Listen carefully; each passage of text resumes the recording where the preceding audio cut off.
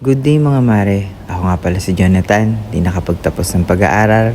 Elementary graduate lang pero andito sa Japan, lumalaban para sa pangarap. Papayag ka ba? Dito ka sa Japan. Tapos ganito makikita at mararanasan mo.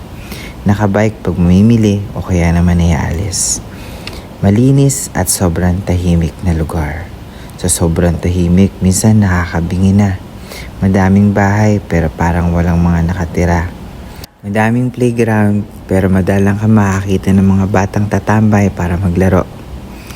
Malawak na kabundukan na maraming naglalakihang puno.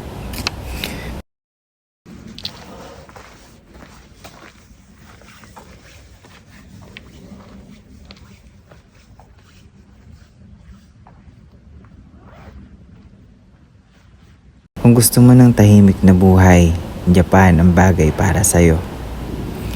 Walang chismosa na nakatambay sa labas ng bahay. At kahit anong gawin mo, hindi issue. At dito, kahit kapitbahay mo, madalang mong makikita. Minsan nakala mo nga walang nakatira. Alam niyo ba, kung mayroon man akong gustong makuha natin mga Pinoy sa mga Hapon, yun ay ang disiplina.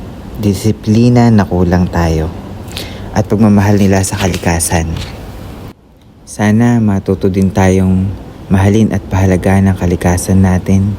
Kasi kung mapupunta kayo dito sa Japan at makikita nyo ang kabundukan nila at ang mga ilog, sasabihin nyo sana ganito din sa Pilipinas.